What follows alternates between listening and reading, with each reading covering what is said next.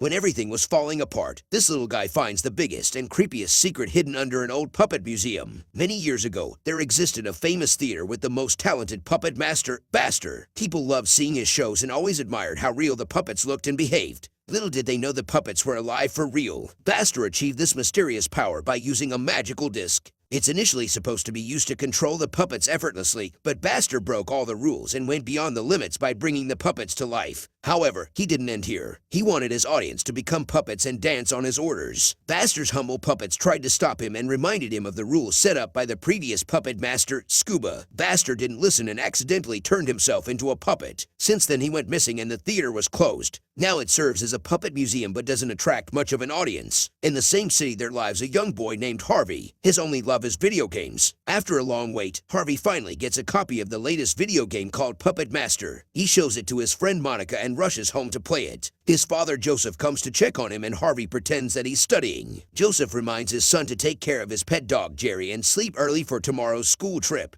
However, Harvie keeps playing video games all night and celebrates his victory the next morning. Joseph comes to check on him and accidentally slips over the cupboard. The computer screen is revealed, and he finds out Harvie was playing games all night. Harvie begs to let him write his name in the game's Hall of Fame. But Joseph is already angry and tries to stop his son. The computer accidentally falls down and breaks. Harvie gets devastated and leaves his house. The caretaker, Miss Catherine, tries to comfort Joseph, but he is really sad about how distant his son is. Harvie rushes to join his school trip, but he gets late and misses the bus. Because of his absence, Monica doesn't join the trip either. While returning back, Harvie notices that the city mayor is ordering the workers to destroy the Bastards Museum. It's one of the beloved buildings for Joseph. He even calls the mayor and requests him not to demolish the museum as it's a part of their cultural heritage. The mayor informs him that the museum will be destroyed in the next few minutes. Hearing this, Joseph rushes to save the museum and to set an example for his son. He wants to prove himself as a determined man whom his son can be proud of. Meanwhile, Harvie is secretly watching the demolition. Suddenly, his dog jumps in front of the crane. To save him, Harvie throws a stone at the worker to make him stop the crane. However, the stone gets stuck in the engine and destroys the whole vehicle. The heavy iron ball wrecks the floor and reveals a deep passage. Harvie and Jerry accidentally fall in the hole, and Monica comes to help them, but she falls down too. The hole leads to a secret passage packed with several costumes and cosplay items. They also find a huge metal frame on the wall,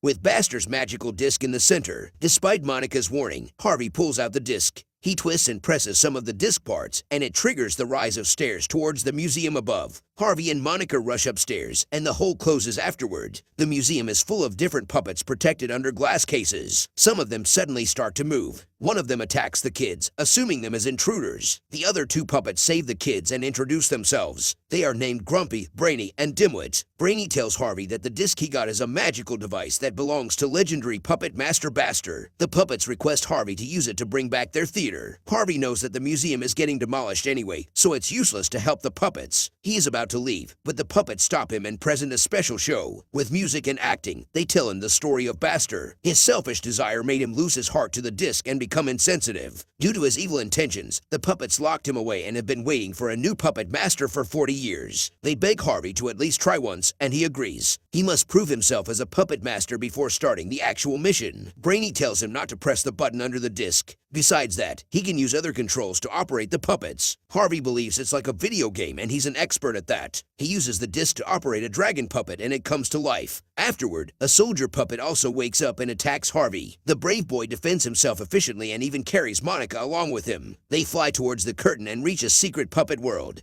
Harvie defeats the soldier and comes back to the museum victorious. The puppets are convinced of Harvie's skills and guide him to the next step. He has to put the disc on a special spot under the dome of heaven. Harvie is about to do it, but he suddenly hears someone coming. It's his father who came to find out the intruder that destroys his precious museum. The puppets hide away while the kids talk to Joseph. Harvie tries to explain everything, but Joseph starts scolding him like always. He never properly listens to his son. That's why they have such a weak relationship. Harvie shows him the magic disc, but Joseph says it's just an old artifact and takes it away. Monica tries to convince Harvie to talk to his father again, but Harvie believes his father doesn't love him at all and never tries to understand him. After a while, Joseph realizes that he behaved really harshly with his son. Accepting his mistake, he turns back to apologize to Harvie, but accidentally drops the disc. The puppets come out to catch the disc and give it to Harvie. Joseph is shocked to see the puppets and gets worried for Harvie's safety. He tries to stop Harvie, but the boy has already decided to complete his mission. He rides the dragon and flies towards the dome. Joseph hangs down the dragon's tail and tries to stop his son,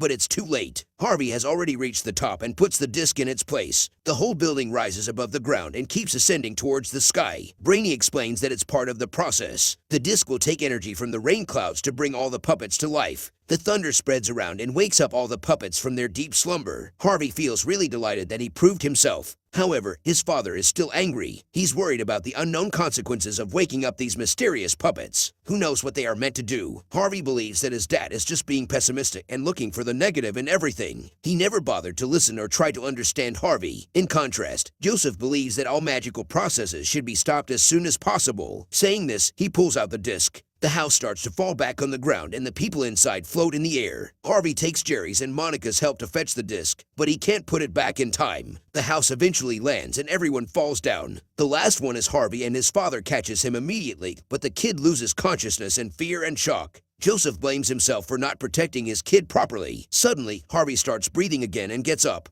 He accuses his dad of mistrusting and degrading him. He even didn't let Harvie write his name in the game's Hall of Fame. However, he's going to finish the real-life Puppet Master game for sure. Luckily, the disc is still working and opens a portal underground. It leads everyone to the Hall of Fame. It displays the pictures of the greatest puppet masters of all time, and Harvie's there too. The puppets celebrate and everyone congratulates Harvie for getting the great honor. His father finally understands his son's desires and congratulates him on getting what he always wanted. However, Harvie still isn't satisfied. He wonders what lies further for him. Harvie opens another place and finds some creepy puppets there. He wants to bring them to life as well. His father advises him to be grateful for what he already has and not take any risks. Brainy also suggests that Harvie must stop before he gets carried away by his desires like Bastard did. Harvie doesn't listen to anyone and presses the forbidden button present under the disc. It opens a hole from which a huge creepy puppet humanoid rises. It's Bastard, who was locked away for years. He scolds his puppets for betraying him and takes his revenge by turning them lifeless. Then he proceeds towards Harvie to take back the disc. The kid refuses to give up and Bastard starts threatening him. Joseph gets in the way to protect his son. Bastard doesn't take any pity and turns Joseph into a wooden lifeless puppet as well. Harvie cries in pain and blames himself for everything. He should have listened to his father's warning. Parents are strict sometimes, but they just do it to protect their children. Bastard is still after the disc and asks Harvie to hand it over. Harvie demands his father's cure in return, but Bastard snatches away the disc. He was about to turn the kids into puppets as well,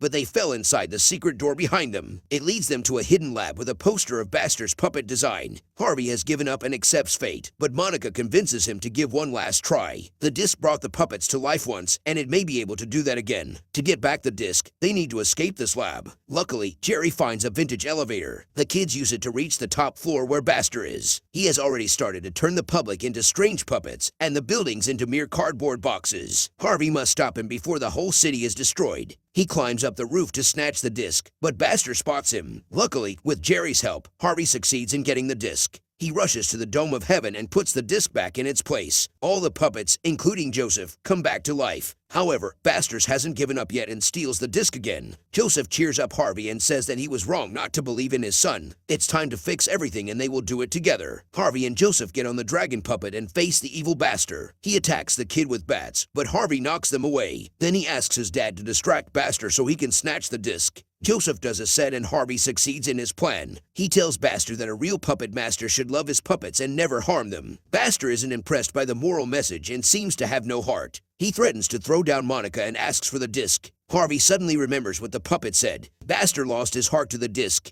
Harvie immediately rushes to put the disc in the place of Bastard's heart and it makes him normal again. Before disappearing, Bastard thanks Harvie for curing him and says that he trusts that Harvie is going to be a great puppet master. After a few days, the museum reopens for the public. Joseph welcomes everyone and also admires his son for saving the museum. The puppets are still there and will be performing for the audience, but no one will ever know that they are actually alive. If you want to see your kids achieving their dreams, then beside love, you must trust them as well.